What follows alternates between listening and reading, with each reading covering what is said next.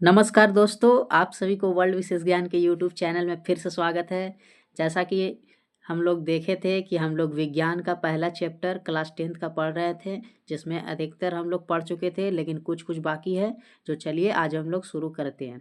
ये पूरा है जो एनसीईआरटी आधारित है, सारा एग्जाम्पल एनसीईआरटी से उठाया गया है, इसलिए आपको आगे एनसीईआरटी दोबारा पढ़ने की ज़रूरत नहीं होगा अगर ये लेक्चर देख लेंगे तो बिना देर किए चलिए हम लोग अपने क्लास को चालू करते हैं। हम लोग देख चुके थे कि रासायनिक अभिक्रिया क्या होती है।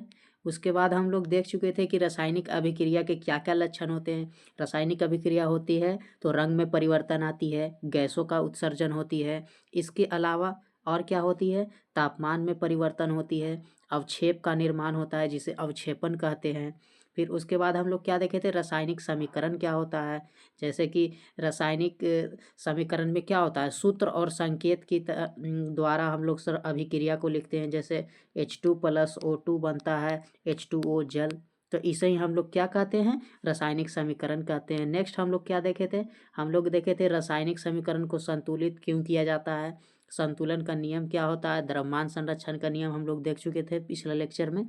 फिर हम लोग देखे थे रासायनिक अभिक्रिया के कौन कौन से प्रकार होता है, जिसमें से पहला संयोजन अभिक्रिया बताए थे, फिर दूसरा वियोजन अभिक्रिया, फिर तीसरा हम लोग पढ़े थे विस्थापन अभिक्रिया, फिर चौथा हम लोग पढ़े थे द्विविस्थापन अभिक्रिया। चलिए आज हम लोग शुरू करते हैं अपना पांचवा अभिक्रिया का प्रकार, जिसे कहते हैं ऑक्सीकरण और अवकरण, या फिर दोनों संयुक्त रूप से इसको कहते हैं रेडॉक्स। ऑक्सीडेशन एंड रिडक्शन को संयुक्त रूप से कहते हैं रेडॉक्स रिएक्शन या रेडॉक्स अभिक्रिया। तो चलिए आज हम लोग रेडॉक्स अभिक्रिया के बारे में पढ़ते हैं। सबसे पहले जानते हैं कि इसमें ऑक्सीकरण क्या होता है। ऑक्सीकरण जिसको बोलते हैं ऑक्सीडेशन, जब ऑक्सीजन का योग हो या हाइड्रोजन का ह्रास हो या निष्कासन हो, जब किसी तत्व या यौगिक में ऑक्सीजन का योग हो, मतलब ऑक्सीजन ऐड होगा या फिर हाइड्रोजन है जो त्याग करेगा या निष्कासित करेगा, या हाइड्रोजन हटेगा या ऑक्सीजन जुटेगा, तब हम लोग कहेंगे कि वहाँ पे क्या हुआ है, ऑक्सीकरण हुआ है, मतलब ऑक्सीडेशन हुआ है। 1 मिनट बस वेट करिए, आप लोग को एग्जाम्पल से पूरा समझ में आ जाएगा बस। दूसरा क्या है, अवकरण। अवकरण मतलब क्या होता है, रिडक्शन। रिडक्शन रिडक्शन क्या होता है, जस्ट इसका अपोजिट है। जस्ट क्या है, इसका अपोजिट है, व्युत्क्रम इसको हम बोल सकते हैं। जस्ट इसका अपोजिट होता है ऑक्सीकरण का। इसमें ऑक्सीजन का योग हो रहा था तो इसमें ऑक्सीजन का निष्कासन होगा। क्या होगा, ऑक्सीजन का निष्कासन। ऑक्सीजन का निष्कासन या हाइड्रोजन का योग। इसमें हाइड्रोजन का निष्कासन हो रहा था तो इसमें हाइड्रोजन का योग हो रहा है, इसमें ऑक्सीजन का योग हो रहा है तो इसमें ऑक्सीजन का निष्कासन हो रहा है। तो इसे ही कहते हैं अवकरण अभिक्रिया। जब ऑक्सीजन जुटेगा या हाइड्रोजन हटेगा तो हम कहेंगे क्या हो रहा है, ऑक्सीकरण हो रहा है। और जस्ट इसका उल्टा मतलब क्या, जब ऑक्सीजन हटेगा या हाइड्रोजन जुटेगा तो हम लोग कहेंगे कि अवकरण हो रहा है, मतलब रिडक्शन हो रहा है। और जब ये दोनों अभिक्रियाएं साथ साथ होगी, ऑक्सीकरण और अवकरण दोनों साथ साथ होगी, तो इसे ही हम लोग क्या कहते हैं, रेडॉक्स रिएक्शन। रेडॉक्स, RED मतलब रिडक्शन, OX मतलब ऑक्सीडेशन।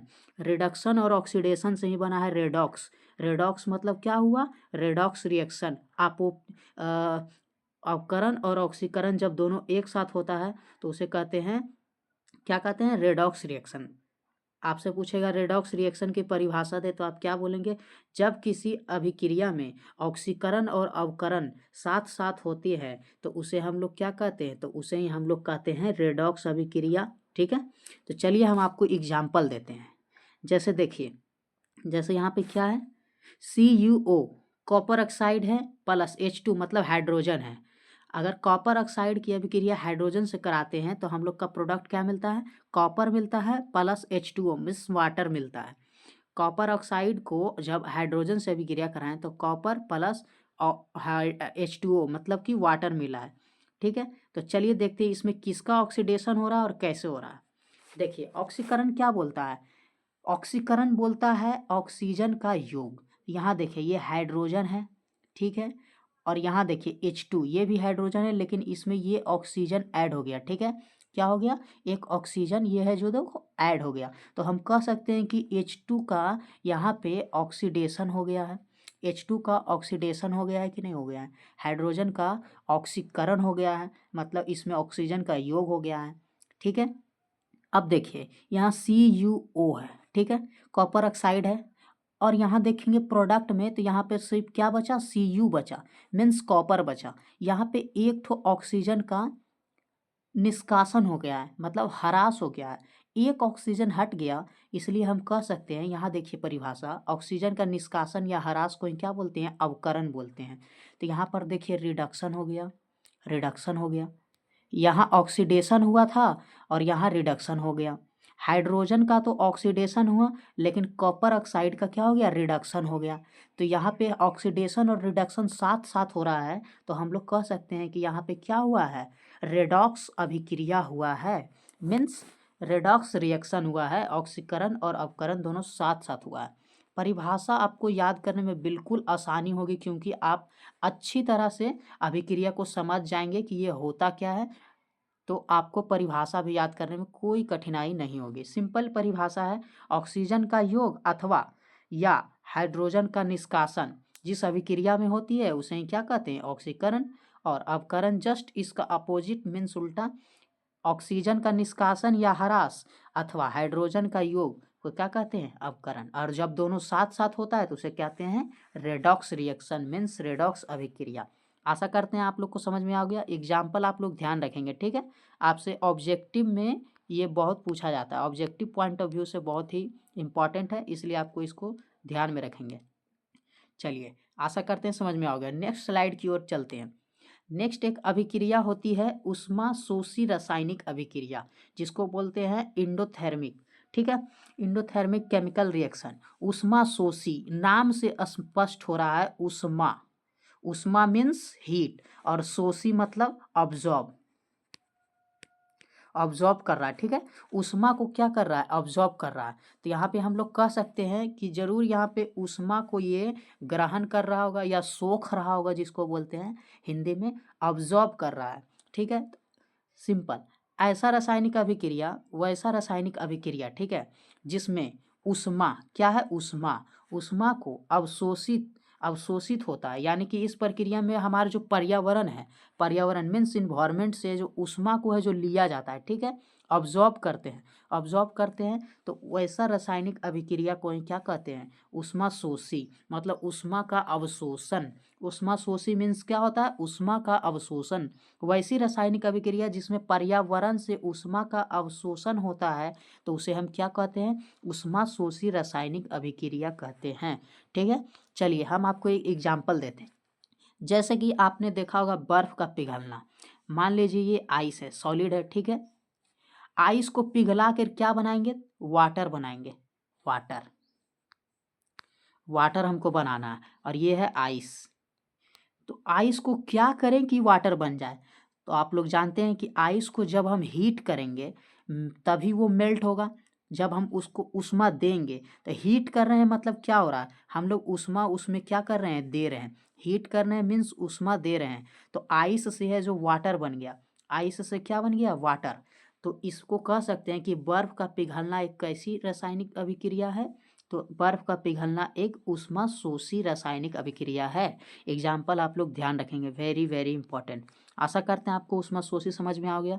जस्ट इसका अपोजिट एक और अभिक्रिया होता है जिसे कहते हैं उष्मा छेपी रासायनिक अभिक्रिया।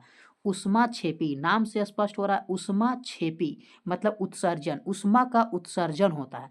तो ऐसी रासायनिक अभिक्रिया जिसमें उष्मा उत्पन्न होती है, उत्पन्न यहाँ पे नहीं बोल सकते हैं, उष्मा का उत्सर्जन बोल सकते हैं, ज़्यादा अच्छा रहेगा। उष्मा का उत्सर्जन होता है, तो उसको हम क्या कहते हैं, उष्मा छेपी रासायनिक अभिक्रिया। इस दौरान पर्यावरण में क्या छोड़ी जाती है, उष्मा छोड़ी जाती है, मतलब उष्मा रिलीज करता है ये अभिक्रिया के दौरान, तो उसे कहते हैं क्या, उष्मा छेपी रासायनिक अभिक्रिया, उष्मा छेपी रासायनिक अभिक्रिया। चलिए आज आपको एग्जाम्पल से फिर से दोहराते हैं।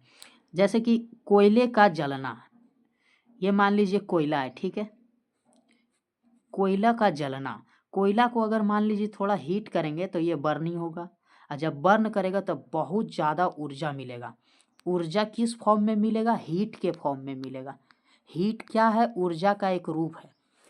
हीट क्या है, ऊर्जा का एक रूप है, मतलब उष्मा, ऊष्मा का एक रूप है। तो ऊष्मा मिलेगा, क्या मिलेगा? ऊष्मा मिलेगा। तो कह सकते हैं कि कोयला को जलाने पे हमारा पर्यावरण में ऊष्मा का प्राप्ति होता है, तो इसे हम क्या कहेंगे? ऊष्माक्षेपी रासायनिक अभिक्रिया कहेंगे। ठीक है, आशा करते हैं समझ गए होंगे। चलिए नेक्स्ट अब हम लोग देखेंगे हमारा दैनिक जीवन में भी कुछ इम्पोर्टेंट रासायनिक अभिक्रिया डेली होता है, जो हम लोग के जीवन के लिए अति महत्वपूर्ण है। अगर ये अभिक्रिया नहीं हुई तो हमारा जीवन नष्ट भी हो सकता है। तो चलिए बिना देर के हम लोग जानते हैं कौन कौन सी रासायनिक, मेनली 3 ऐसा रिएक्शन है जो हमारा डेली लाइफ के लिए बहुत ही ज़्यादा इम्पॉर्टेंट है। जिसमें से पहला कौन सा है? जिसमें से नंबर 1 पे आता है फोटोसिंथेसिस, प्रकाश संश्लेषण। अगर प्रकाश संश्लेषण नहीं हो तो इस दुनिया में कोई भी जीव बच नहीं सकता, चाहे वो पेड़ पौधा हो, चाहे वो मानव हो, या कोई भी जीव जंतु हो। कैसे? आप लोग सोचते होंगे कि प्रकाश संश्लेषण तो पादप करते हैं, अर्थात पेड़ पौधे करते हैं, तो इससे मानव का क्या क्षति है? तो आइए आपको बताते हैं क्या क्षति है। जैसे देखिए, पादप क्या करता है? वातावरण से कार्बन डाइऑक्साइड लेता है जो हम लोग छोड़ते हैं, और जड़ से अपना जल अवशोषित करता है, और सूर्य प्रकाश और क्लोरोफिल की उपस्थिति में, सूर्य प्रकाश की उपस्थिति में और क्लोरोफिल की सहायता से वह अपना भोजन क्या बनाता है? ग्लूकोज बनाता है, अर्थात C6H12O6 बनाता है, और हमारे लिए O2 को रिलीज करता है। ठीक है, O2 छोड़ता है, ऑक्सीजन छोड़ता है। तो अगर ये फोटोसिंथेसिस पेड़ पौधे नहीं करे, प्रकाश संश्लेषण पेड़ पौधा नहीं करे, तो क्या हम लोग को ऑक्सीजन की प्राप्ति होगी? और अगर ऑक्सीजन की प्राप्ति नहीं हुई तो मानव जीवन क्षति होगी, और जितना भी ऑक्सीजन जिसका जिसका ज़रूरत होता है उसका आपूर्ति किससे होता है? फोटोसिंथेसिस से होता है। इसलिए हमारे जीवन का सबसे ज़्यादा इम्पॉर्टेंट रासायनिक अभिक्रिया में से एक है। यह पेड़ पौधा करता है, और क्लोरोफिल की और प्रकाश की उपस्थिति में करता है। वायुमंडल से कार्बन डाइऑक्साइड एवं जड़ से जल को ग्रहण करके सूर्य प्रकाश की उपस्थिति में क्लोरोफिल की सहायता से कार्बन का एक ग्लूकोज बनाता है। ठीक है, ग्लूकोज जिसको C6H12O6 बोलते हैं, कार्बन का कंपाउंड है, ऑर्गेनिक कंपाउंड है। ठीक है, और हमारे लिए ऑक्सीजन गैस मुक्त करता है। ठीक है, तो यह पहला रासायनिक अभिक्रिया, इसको याद रखेंगे, ऑब्जेक्टिव पॉइंट ऑफ व्यू से बहुत ज़्यादा इंपॉर्टेंट है। चलिए नेक्स्ट कौन सा अभिक्रिया है? नेक्स्ट देखिए, सेल रिस्पायरेशन, मतलब हमारे कोशिकीय श्वसन। वो तो जीवों में पेड़ पौधे में श्वसन था, लेकिन हमारे लिए भी श्वसन में ये अभिक्रिया बहुत ज़्यादा जरूरी है। क्यों? क्योंकि हम लोग ग्लूकोज को खाते हैं। ठीक है, ग्लूकोज लिए हम लोग, और जो पेड़ पौधा छोड़ा था उस ऑक्सीजन को हम लोग ग्रहण करते हैं। ग्लूकोज और ऑक्सीजन को ग्रहण करते हैं, तो हमारी कोशिका में, सेल में, हमारी सेल में क्या होता है? कार्बन डाइऑक्साइड और जल, और उसके साथ साथ ATP बनता है। इसी से हम लोग को ऊर्जा मिलता है। इसे ही कहते हैं क्या? कोशिकीय श्वसन। कोशिकीय श्वसन, सेल रिस्पायरेशन या इंटरनल रिस्पायरेशन भी इसको कहते हैं। ठीक है, यह 36 से 38 ATP बनता है। ये मैं आपको रिस्पायरेशन चैप्टर जब मैं पढ़ाऊँगा तो उसमें पूरा क्लियर डिटेल में बताऊँगा कि यह प्रक्रिया किस तरह होता है। आपको बस याद रखना है कि हम लोग ग्लूकोज खाते हैं और वायुमंडल से ऑक्सीजन ग्रहण करते हैं, तो हमारी कोशिका के अंदर हमें ऊर्जा मिलती है, और साथ में हम लोग कार्बन डाइऑक्साइड को छोड़ते हैं, और जल भी बनता है। इस प्रक्रिया में आपको ध्यान रखना है। ठीक है, ये हो गया कोशिकीय श्वसन का सूत्र, इसको आप ध्यान रखेंगे। नेक्स्ट और एक अंतिम रासायनिक अभिक्रिया बहुत ज़्यादा जरूरी है। जैसे कोई भी ईंधन जलता है तो किसकी उपस्थिति में जलता है? ऑक्सीजन की उपस्थिति में। अगर ऑक्सीजन वहाँ अब्सेंट कर दे तो ईंधन क्या होगा? नहीं जलेगा। अगर ऑक्सीजन वहाँ पे अब्सेंट कर दे तो ईंधन नहीं जलेगा। ये देखिए CH4 अर्थात मीथेन है। मीथेन क्या है? एक ईंधन है, और ये ऑक्सीजन क्या है? ऑक्सीजन की उपस्थिति में ही ईंधन क्या है? जलता है। जब हम लोग इसको हीट करेंगे ईंधन को, तो ये जलेगा ऑक्सीजन की उपस्थिति में, और क्या रिलीज होगा? कार्बन डाइऑक्साइड और जल बनता है। इसको आप लोग ध्यान में रखेंगे। या कंबसन मतलब कि दहन का एक रासायनिक अभिक्रिया है। ठीक है, चलिए कुछ अभ्यास प्रश्न आप लोग ध्यान रखेंगे, महत्वपूर्ण अभ्यास प्रश्न आपको दे देते हैं। जैसे संतुलित रासायनिक समीकरण क्या है, आप लोग को बताए थे। उदाहरण एक ठो याद रखेंगे। ऑक्सीकरण और अपकरण में अंतर स्पष्ट करें, आप अच्छा से इसको ध्यान रखेंगे। विस्थापन और द्विविस्थापन अभिक्रिया में अंतर। इसके अलावा भी अगर आपको कोई भी डाउट हो तो आप लोग हमको निसंकोच हमारे चैनल को सब्सक्राइब करिए और कमेंट सेक्शन में आप लोग पूछ सकते हैं। बहुत बहुत धन्यवाद।